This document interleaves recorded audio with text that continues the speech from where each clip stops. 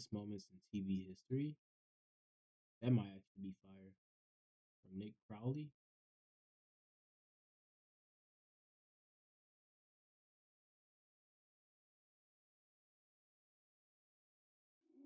Under the water there are traps. Old cars, bedsteads, weaved, hidden depths. It's the perfect place for an accident. All right, y'all. This is the darkest moments in TV history reaction. On the 29th of June 2025, a group of teenagers ventured into the Miriam River in Bacabal, Brazil, for a quick morning swim. But after several minutes in the water, the group started to realize that one of its members, 13-year-old Raisa, was no longer beside them. And after calling out her name and searching the surrounding area, the realization set in. Raisa had disappeared. It was now likely somewhere in that murky water around them. The news sent shockwaves throughout the community, and straight away locals filled the area to help find this girl. But their attempts were all futile, and with each passing moment it grew more and more likely that Raisa had tragically drowned, with the search efforts shifting to recovery efforts the next morning. The tragedy led to various news stations arriving on the scene to help document the search, and for one reporter, Lenildo Frazao, he couldn't help but view Raisa's story as a cautionary tale. The Miriam River is particularly unassuming from the surface, which is exactly what made it so dangerous, since it carried with it an unexpectedly strong current and a bottom that was littered with sudden drop-offs, as even in shallow sections, one step could plunge you into deep water without warning. As a result, tragedies like this had sadly happened here before, and for Lenildo, this was the perfect time to highlight the river's dangers, in the hope of preventing one from ever happening again. And he had a unique idea to help achieve this. Rather than just explaining how dangerous the river was, Lenildo wanted to demonstrate it. And By the way, my food is so good, y'all. Cheers. so he began to take off his shoes and his pants before entering the water, with his microphone in his hand. Foi justamente aqui, pessoal. Nós vamos entrar agora na água aqui para mostrar para vocês o local. Olha, a gente já vê que aqui a água é muito forte, ó. E vai descendo, What's the name of this video? Darkest ó. moments in TV history. Vixe Maria, vai descendo aqui, viu? Ó. The camera rolled as he waded into the river, at first going just to the depths of his knees, before the riverbed began to drop beneath him, sending the water all the way up to his chest. Então, pessoal, e ainda tem a correnteza. Aqui já, olha, ó, passinho para frente, a água já tá praticamente. And all while this happened, he spoke to the viewers at home about how unsafe this area could be, especially for unattended children who weren't strong swimmers. But even with most of his body now submerged, he wanted to take it even further in order to prove his point. And so he continued wading towards the center of the river, right in the direction of the noticeably fast-moving current, until suddenly... Olha, andei pouquinho aqui, ó. A água já tá acima do meu peito, para você ver a situação. Se eu andar pouquinho aqui, deixa eu ver aqui. Ó, vou andar mais. Ó a fundura aqui, ó. Ui.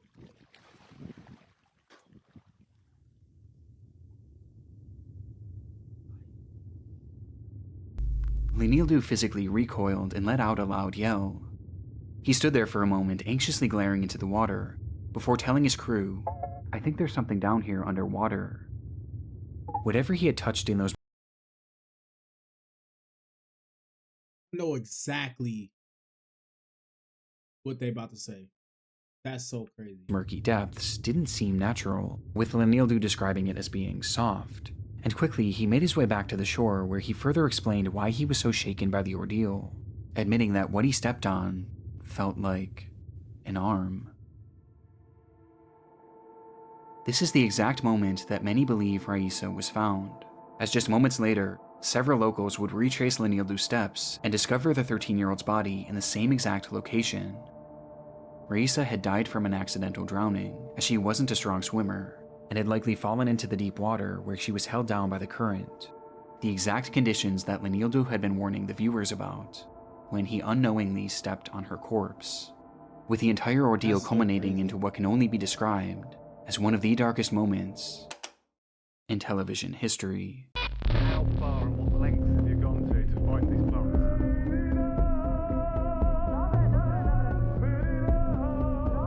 Seems alright, but. Shout out Nick Crowley, bro. Nick Crowley be dropping some heat.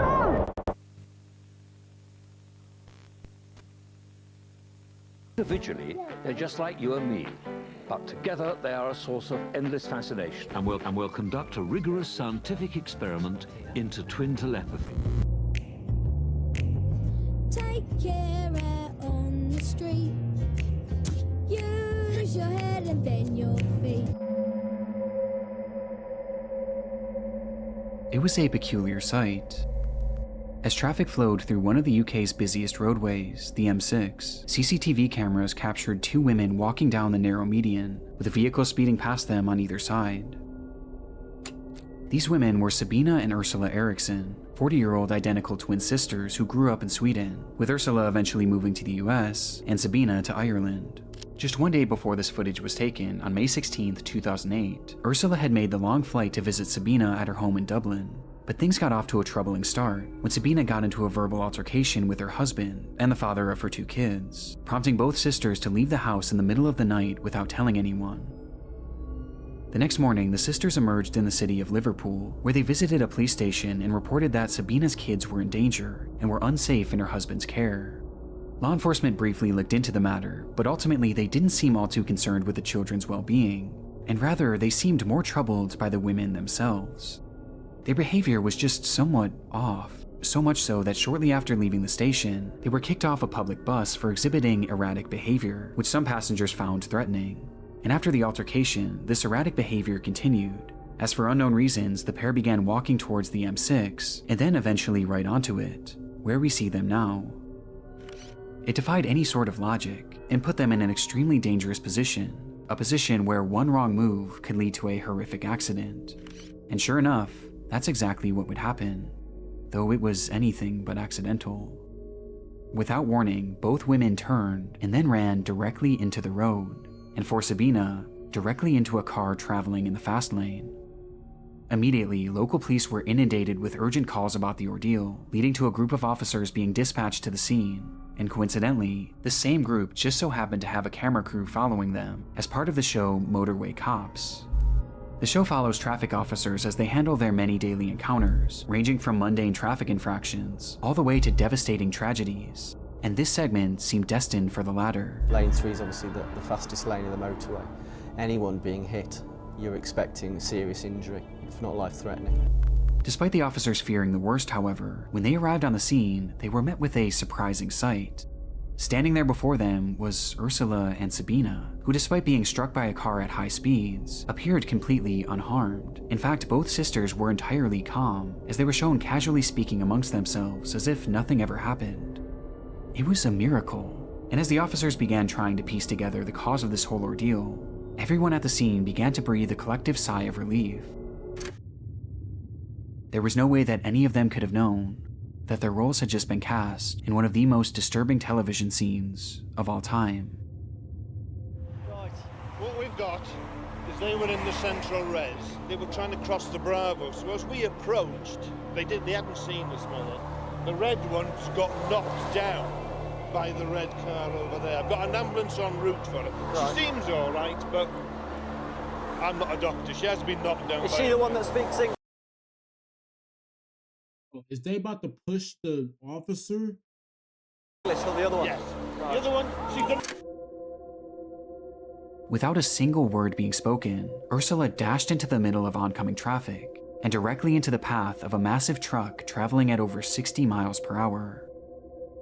It happened in a literal instant. There was hardly any chance to react, and before anyone could even begin to process what they had just witnessed, Sabina would also run into the road, not after her sister, but rather straight into the path of an oncoming Volkswagen.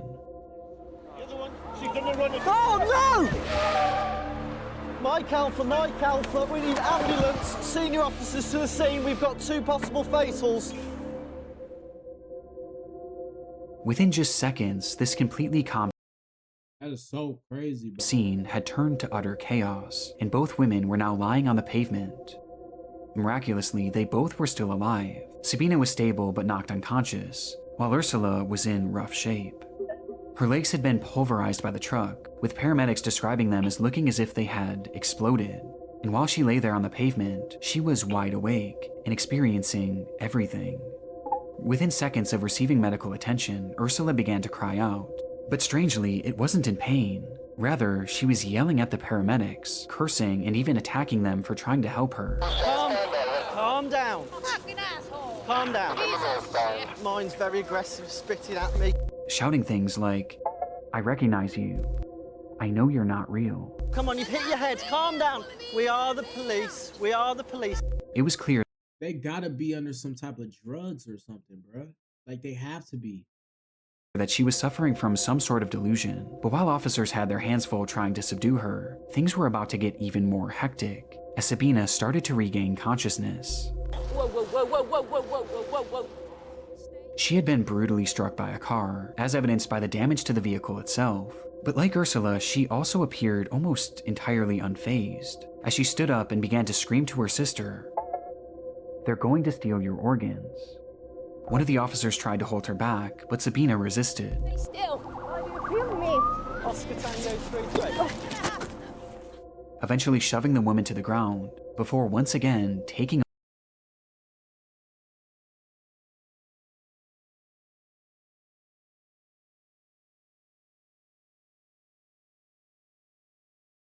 This is the real footage. I don't think Nick Crowley gonna be fooling us.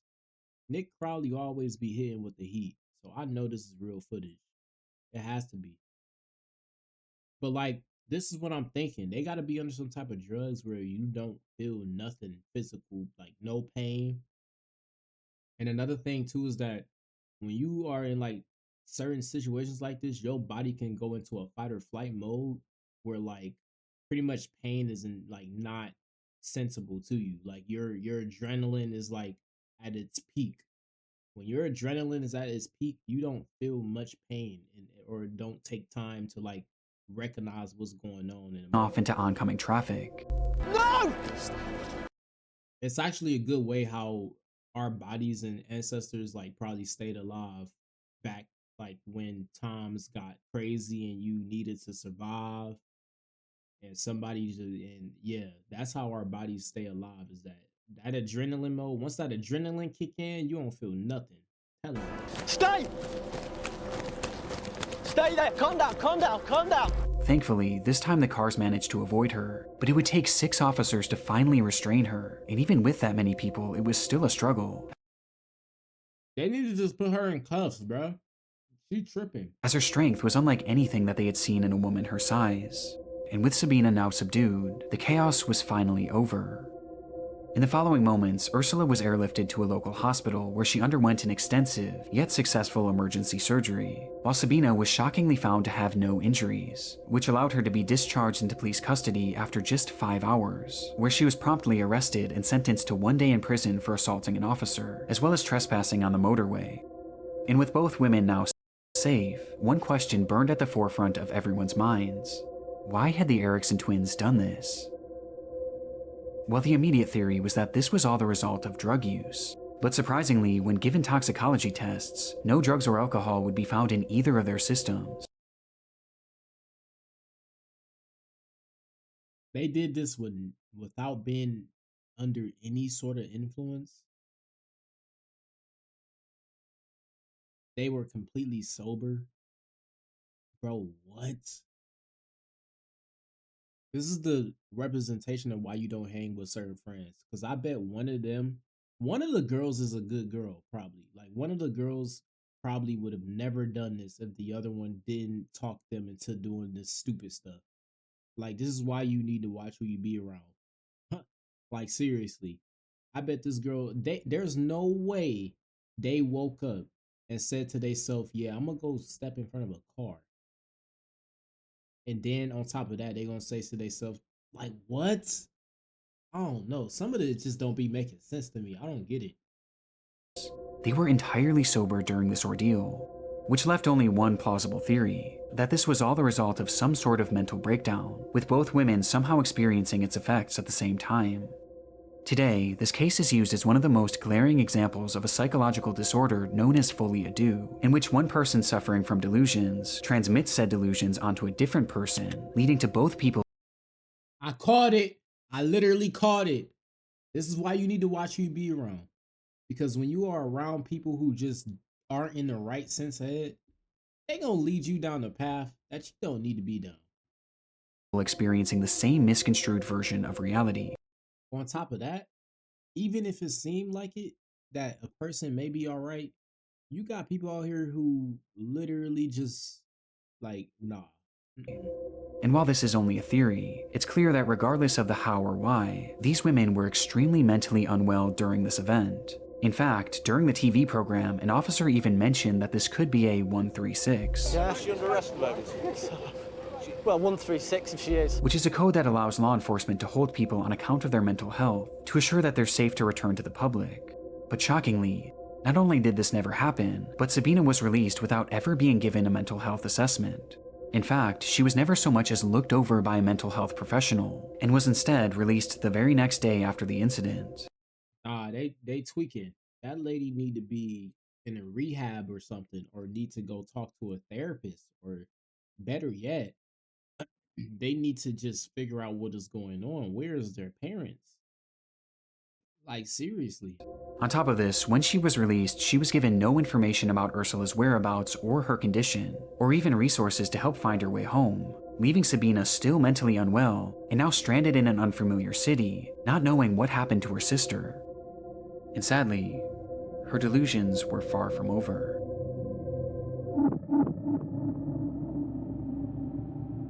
As she left the police station on the 19th of May, I'm tripping. What am I doing? I'm like, I thought that was a part of the video, but it's not. Sabina had nowhere to go, and so she began to wander, carrying her belongings in the same evidence bag that the police had given her earlier that day. Eventually, she would happen across two men walking their dogs, and as she stopped to pet them, Sabina asked the owners where the nearest hotel was. But seemingly recognizing that the woman wasn't well, one of the men, Glenn Hollinshed, offered to have her stay at his place, to which Sabina happily obliged. But once inside Hollinshed's home, Sabina began acting extremely paranoid, checking the windows constantly and believing that her cigarettes had been poisoned. Despite this though, Hollinshed was patient, and he helped her make calls around the area to track down Ursula, while making sure that Sabina was eating and drinking. The following day, Hollinshed was preparing dinner for Sabina when he stepped out of the house to ask his neighbor for tea. But just minutes after returning home with the bags, he would once again step out of the house, only this time, he was completely covered in blood, as he stumbled and screamed, "She stabbed me." As he collapsed to the ground, the neighbor rushed over to try and help, but the damage was already done. Hollinshed would let out one final soft whisper, saying, "Look after my dog for me," before breathing his final breath. For unknown reasons, in that house, Sabina had stabbed. This is another thing. When people got crazy stuff going on and you just trying to be a good person, chances is you're going to get wrapped into it as well. So just don't involve yourself to begin with. Glenn Hollinshed, and by the time law enforcement arrived, she was long gone, having fled the house with a hammer in her hand, which she used to strike her head repeatedly as she mumbled incoherently and walked down the sidewalk. Eventually, a man passing by tried to intervene, but Sabina immediately attacked, brandishing a roof tile that she had hidden in her pocket and using it to strike him on the head, nearly knocking him unconscious.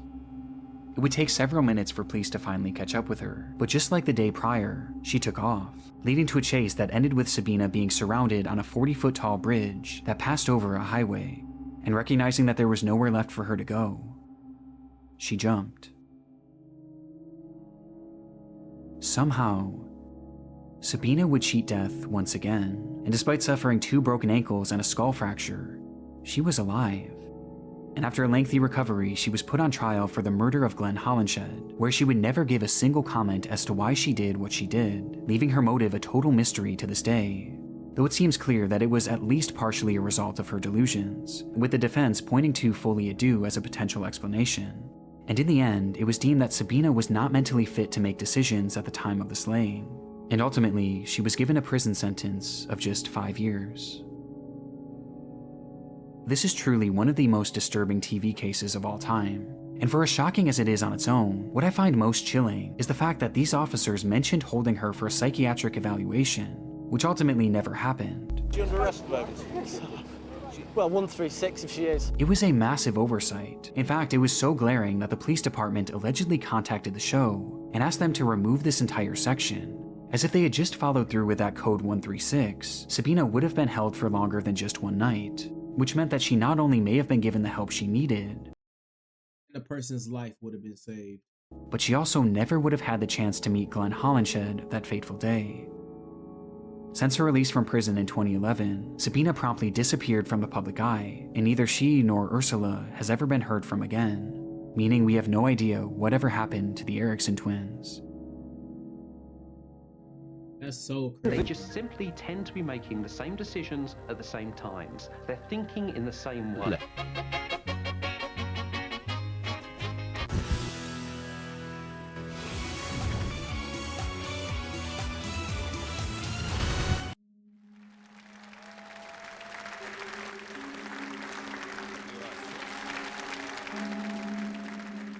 It's December 2021. A couple receives a warm welcome as they walk onto the stage, ready to compete in the Croatian television show Super Talent, the country's version of America's Got Talent. But it's clear this excitement from the crowd wasn't shared by the show's host, who turned to someone standing behind the camera and flashed the unmistakable look of concern. In the minutes prior, the audience at home was introduced to the pair, 34-year-old singer Roman Bernata and his wife, 44-year-old violinist Bianca Kolumpar, along with their child, who would be watching on as the two shared their musical talents with the world. In their day-to-day lives, Roman was a professional goalkeeper for a local soccer team, while Bianca was a professional violinist with a doctorate in music. And while on paper this all seems fairly normal, it was immediately clear to those watching that this couple was anything but. The two frequently went on long-winded and bizarre rants, with Bianca opening up about her breast enlargement surgery. Ja sam imala kao cura velike grudi, velika mi je bila želja da to vratim, operirala sam. And the two discussing at length their belief in a living God who walked the earth. Ali ja osjetim, stvarno imam taj kontakt sa živim Bogom i mislim da je Bog svugdje oko nas, da je Bog osoba, energija. I mean, I can believe that. I can believe that there's probably a living God who walks the earth. I wouldn't downplay that, but it's just like, why does that matter to be talking about that on a show with people who probably don't care? Istovremeno, da. But it was their performance itself that proved to be the strangest part of their time on the show. Pozdrav svima. Dobro večer. Vi se mene ne sjećate, jel da? Ja? Ne. Prije puno godina. Aha, ja se nas sjećam kad sam snimala spot. škola, jel ide Hardo, ide? Je, ja se ispričavam, ali stvarno moram vas to pitati. Roman's introduction was fairly uncomfortable, as he made mention of a time that he had met one of the judges years before, who clearly had no recollection of the encounter, which seemed to frustrate him, as his demeanor quickly became hostile. Ko je vaš talent? S čim ste se došli Ja nemam nikakav talent. Pa šta ste onda došli? Radit. Ali potpuno nebitno, emisija se zove Super Talent, ja kolegica... Ja vas volim, nemojte mi zamjeriti. Alo, polako, mislim da ipak ćemo mi ovdje voditi riječ. Može, pa... Leading to Roman receiving his first X before he even sang a single note. Ako je kolegica pitala koji je vaš talent, a naša emisija se zove Super Talent, a vi tvrdite da nemate talent, onda vas ja pitam pošto ste došli. Radit. Okej, hvala, može. It was a rough start for the couple, and by the time they did get to perform, things only got worse. And now, the end is near, and so I face the final curtain.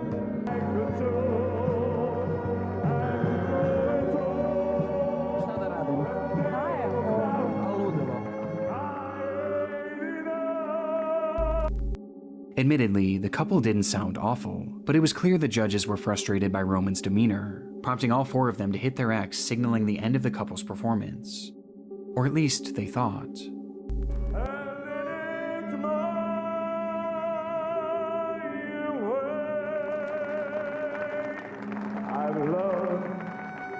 I've loved and cried. As the two just kept on performing, playing over the sounds of the judges shouting their name and the deafening silence from the crowd.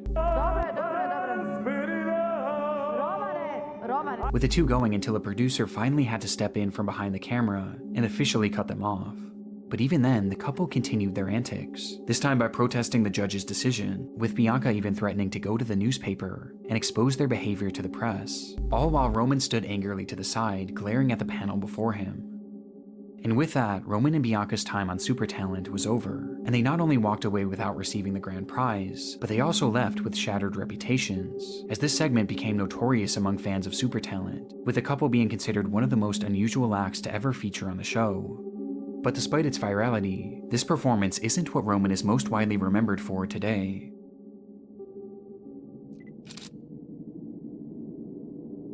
On February 6, 2022, residents in Rijeka, Croatia were met with the sight of a fully nude man wandering the city streets. It was Roman Bernata, and while most stared on in amusement, laughing to themselves and snapping photos, what they were witnessing was actually one of the most disturbing events the city had ever seen. After his disastrous performance just 1 year prior, Roman continued to pursue a career in singing, taking every opportunity he could to share his music with the world. Like Nick Crowley, bruh. Your videos is fire, but why you had to zoom in on that, bruh? Come on, bruh. Often joining Bianca on her YouTube channel and singing on the streets for tips, where he actually made a decent amount of money. Though because of his notorious television moment, he would often be harassed and even have the money he earned stolen from him. One day, while performing outside of a local soup kitchen, he was introduced to a woman named Darnika Krevich, a 67-year-old who relied on the soup kitchen for consistent meals. And after hearing Roman sing, she became a legitimate fan of his music, leading to the two striking up a friendship. And despite Darnika not having much, she offered to take Roman to a local coffee shop on February 6, 2022, where she treated him to a warm cup of tea on a cold winter day. And so the two sat inside a restaurant called the Cafe Pin, with everything seeming completely normal, until a server noticed that Roman started to look almost sickly, like he could barely keep himself upright, as his body was starting to slump over the table, his eyes barely open. The server rushed over to help, but Roman recoiled and shouted, "Just try calling the police on me." And so, not wanting to escalate things, the server left, only returning later to drop off their check, which is when Roman's behavior took an even more drastic turn. He began feeling around his pants pocket for his wallet, before looking desperately around the table, but there was no sign of it. And so he grabbed Darnika's bag and rifled through it, before yelling, "You snake, you whore, where's my wallet?" Though when he still couldn't find it in Darnika's bag, his anger turned to violence, as he stood up and rushed Darnika, grabbing her by the head and shaking her, screaming in her face, accusing her of being a thief. This time, multiple people inside the cafe rushed over to hold him back, but Roman was too strong, too angry, and with seemingly no effort at all, he pushed everyone away, completely unfazed by their attempts. In that moment, no one could have stopped Roman. Darnika was entirely helpless, and so the crowd inside the cafe watched as Roman grabbed her by the neck and dragged her behind the bar, and then proceeded to kick, then stomp, and then jump directly on her, over and over again, each time landing on her head. It was a rage so demented that he actually began to smile a wide manic grin as he jumped and chanted, "Whore, witch, die." After what felt like an eternity, Roman stopped, before sprinting out of the restaurant, leaving Darnika entirely unrecognizable and dead on the floor. The same floor where, just feet away... I'm sorry, I feel like those people that was in that tea shop could have done more. Like, they could have grabbed a chair and hit him on the back of the head and knock him out or something. Like, that lady didn't have to die, bro. They could have did something. Like, if I was there, I don't like to play superhero, but let's just say, like, you know, this is like, bro, what is stopping somebody getting a whole chair, right? And just going, wham! Right to the back of his neck, right? If you do that right to the back of a person's head, they will knock out. Like literally, you don't even got to be strong. I know this from playing Hitman. Come on now. I know this from playing so many video games. A dude that strong and you can't hold him back physically, you can hit him in the right area behind the neck and he'll knock out. Literally. Roman's wallet lay, having innocently fallen out of his pocket shortly before. Outside, Roman removed his blood-soaked clothes and walked completely naked into the city center, much to the amusement of the passerbys who had no idea what he had just done, until eventually he made his way into a nearby police station and blankly stated, "I am not well."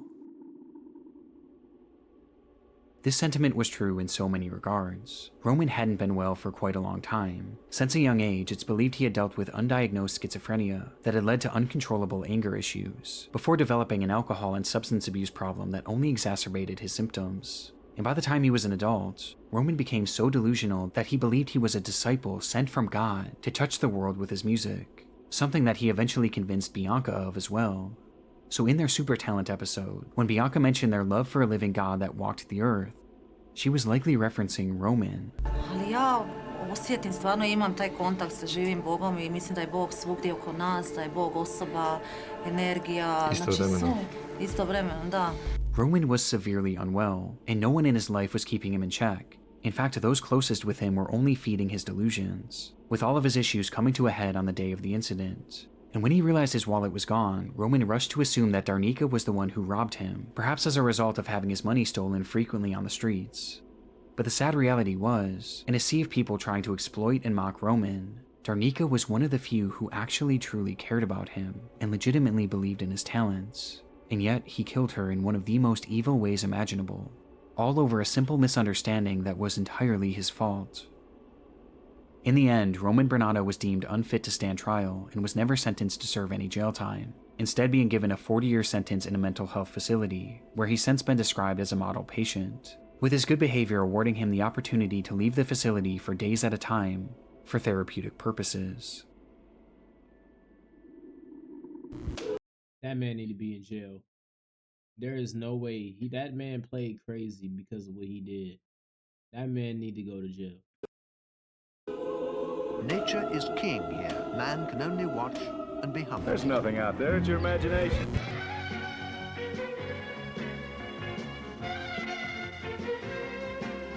How far are we in this video?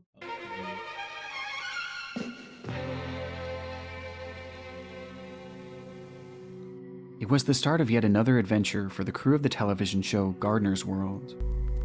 This British program has been on the air since the 1960s and provides viewers with tips on how to maintain their garden while showing off a variety of unique plant life, which often brought them to remote areas of the globe.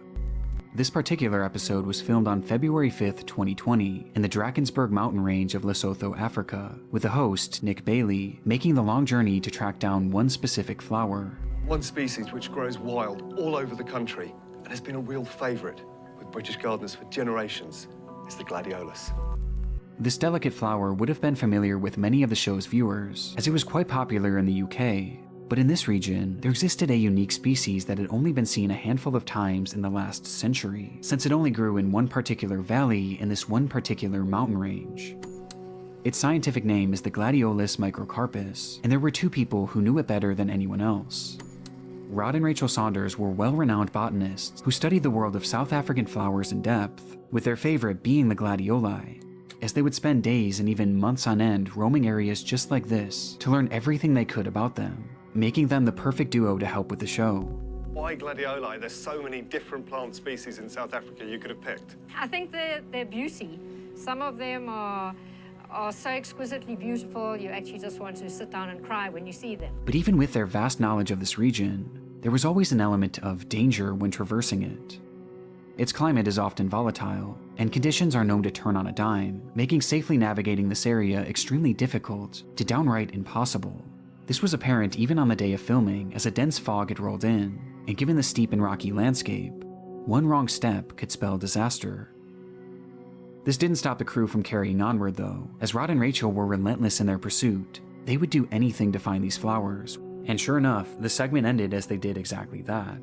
We've come about 4 times looking for this plant, and this is the best I've ever seen it. It is looking absolutely gorgeous. With that, Rod and Rachel's time on Gardener's World was over, but their journey through this area certainly wasn't.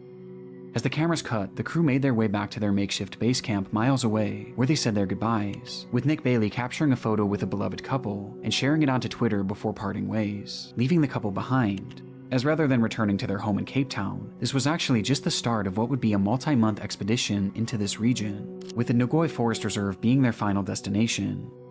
Along with being botanists, the couple were also avid seed collectors, and had started a business which shipped the seeds they had found to other plant lovers around the world.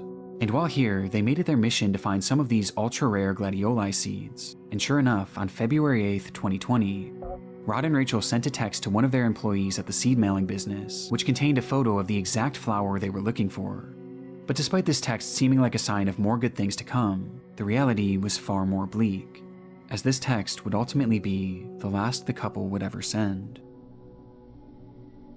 Out of nowhere, communication with Rod and Rachel had stopped entirely, and for days no one heard anything from the duo, prompting that same employee they had sent the image to report them as missing on the 10th of February.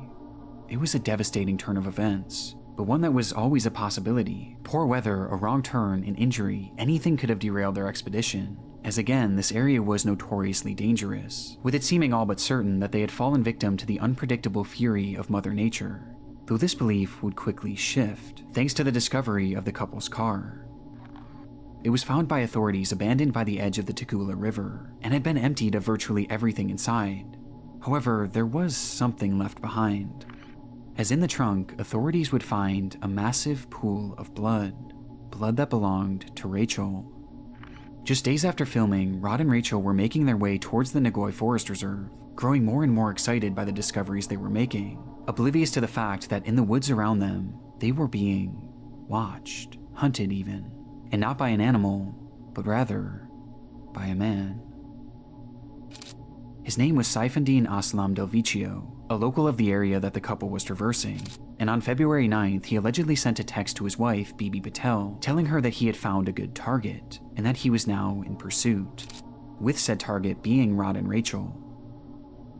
Later that night, the couple made their camp and began to drift off in their tent, while Delvicio allegedly watched on, and once he was certain that they had fallen asleep, he made his move, approaching the tent, then tearing it open, and then standing above the couple. That's so crazy. In the following moments, Rod and Rachel would be brutally bludgeoned to death before they could even react, as they lay helplessly, still inside their sleeping bags. Text messages indicate that Delvicio then enlisted the help of his wife Bibi, as well as his friend Musa Jackson, to help discard the bodies, using the couple's own car to transport them to the one place they were certain they would never be found: the Tugela River, as there was something about this stretch of water that they believed would make these bodies impossible to find: crocodiles. And so they pulled up to the banks of the river as the crocodiles quietly watched on from a distance and dumped the bodies of Rod and Rachel into the water, where they were immediately devoured. They thought it was the perfect plan. However, it thankfully failed to work as well as they had hoped, as in the following weeks, fishermen would happen upon both of the corpses, or at least what remained of them, as they were in such bad shape that it would take nearly 2 full months for them to be identified. As for why this attack happened, we still don't fully know, as the trial is still ongoing, with Delvicio proclaiming his innocence, which is why everything is alleged at the moment, but the evidence is damning. Messages on Delvicio's phone paint a clear picture that he was responsible for this, with his motive appearing to be religious differences between him and the Saunders, as well as money, as after the slayings, large sums of money were withdrawn from the couple's bank accounts, along with lavish purchases being made on their credit cards, with one of the receipts from the shopping spree being found inside of Bibi's purse.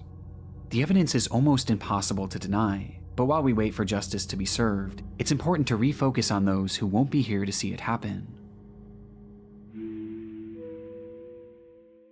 Rod and Rachel truly did nothing wrong. They were two incredibly wholesome people who were just trying to find and connect with the flower that they loved so dearly. And while their interview days before their death is an undeniably dark television moment, it also serves as an incredible tribute, as one of the last things they ever did in their lives was share their love and passion for gladioli with the world, the flower that they ultimately gave their lives to find. Quite a trek to get here, and what an incredible treat to see such a... That is so crazy. All right, y'all, we're gonna go ahead and wrap up this stream. This has been a fire stream.